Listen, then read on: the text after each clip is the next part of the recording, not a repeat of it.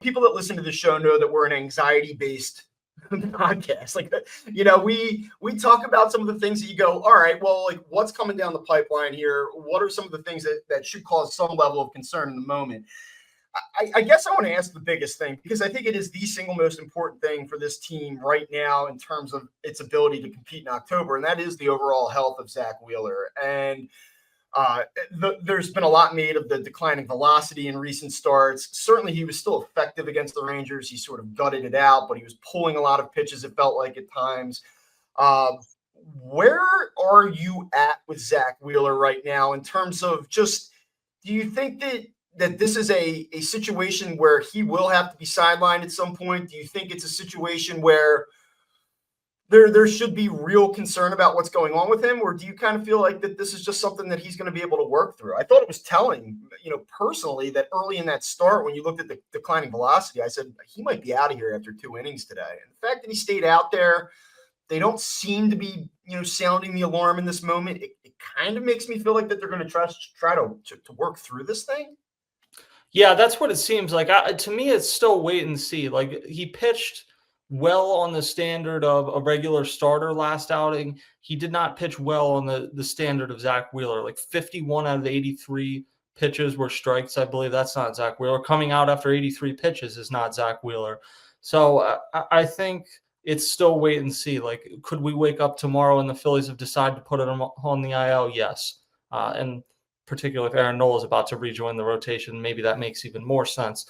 I just look back to 2022 when he had some forearm tightness late in the year, and that's usually like an awful, like, this guy's going to end up having to have Tommy John type precursor for a pitcher. He didn't. They shut him down for a few weeks. He came back, and obviously in that postseason, up until the moment where Rob Thompson pulled him out in Houston in Game 6, like, he was great. So I do think with this bigger lead in the division, you don't want to get complacent, but there is more of a temptation if you think shutting him down for 2 or 3 weeks can get him ready. The problem is there's not going to be much time to build up if you do that afterwards. So it will be interesting to see what they do, because obviously he's the face of the team, really. And it's a reminder, like everyone's talked about, oh, you only have through 2027. There's no guarantee he's going to be that good even the next 2 years. He's a 35-year-old power pitcher, so you only get so many cracks at it with a guy like this. All right, let's assume for the time being that he makes his next start, he stays in the rotation, and even go so far as to say that he figures it out and everything kind of returns to as is with him. Aaron Nola is coming back, as you just mentioned. I guess, first of all, for people listening, what do you kind of see as the timetable for when he rejoins the team? And then how do you see the rotation shaking out from there? Like, what is the domino effect to that? I mean, Taijuan Walker, I know, is the obvious guy to come out.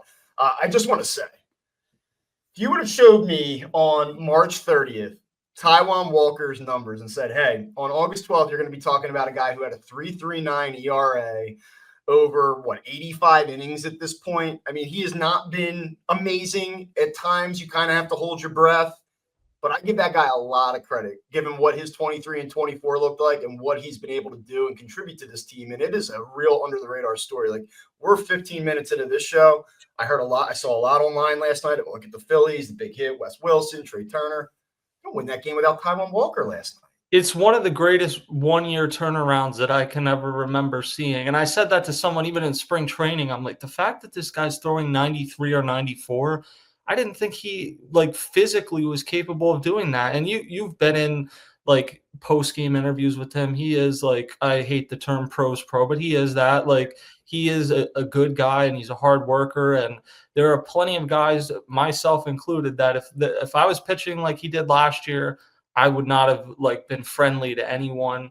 He was a professional. He talked to the media every time. Like, he remained on the top step, as they always say. So it's been an incredible story. And really, I think there's a strong argument, at least in the short term, for going to a 6-man rotation, because he's pitching so well. He also didn't – I guess you could try him again in the bullpen, but there really didn't seem like there was much there when they tried him out in a relief role. He is still more of a starter. So I think you go another 2 weeks, and maybe Zack Wheeler has to go on the IL, or maybe somebody else has to go on the IL, or maybe at that point you shift someone to the bullpen that isn't Taijuan Walker. But I think he's pitching well enough right now that there's not really a reason to take him out of the rotation. And look, if Zack Wheeler still wants to pitch every fifth day, then maybe you get creative and he pitches every fifth day, but Ranger and Luzardo go every sixth day, something like that. It would be difficult to follow, but it might be their best path. But you're right. Like, do you think that they would be inclined to do that? Because I think your argument's compelling. And again, it's like it just comes with this, like,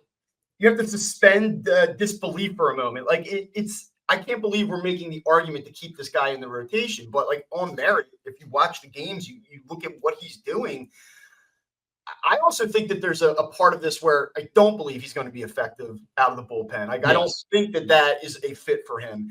And I almost want to applaud it even further, what he's been able to do because of the lack of plan for him. It's like, all right, well, you're in the rotation. Now you're not. Now you are. Now they've had no defined role for this guy. And he's just, whatever you've asked him to do, he's done it. I know he makes $18 million a year.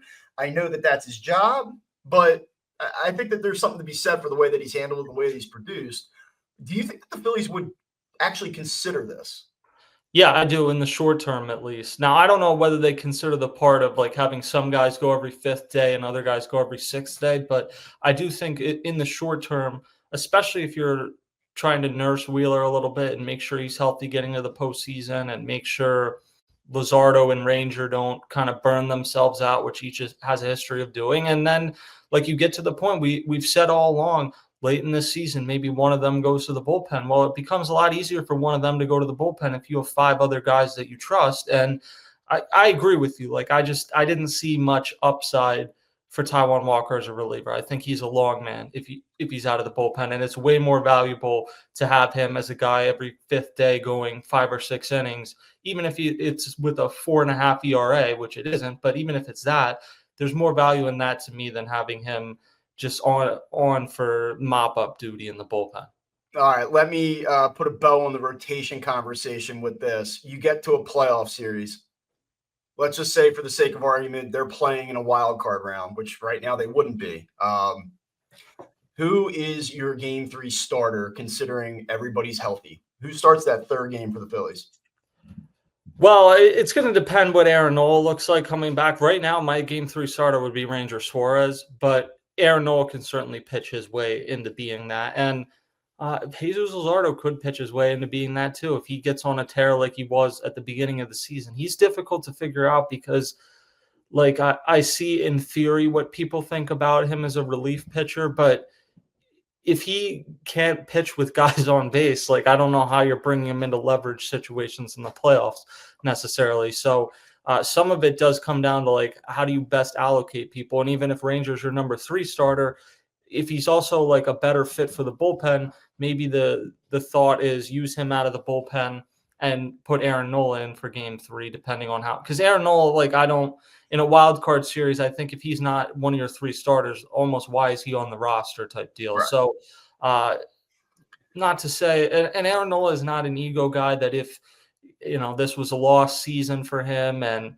he's just not picked, that it's going to forever damage the relationship. But there's a respect for Aaron Nola and what he's done. Like, I don't think in an ideal world that they would not have him pitch in a postseason series.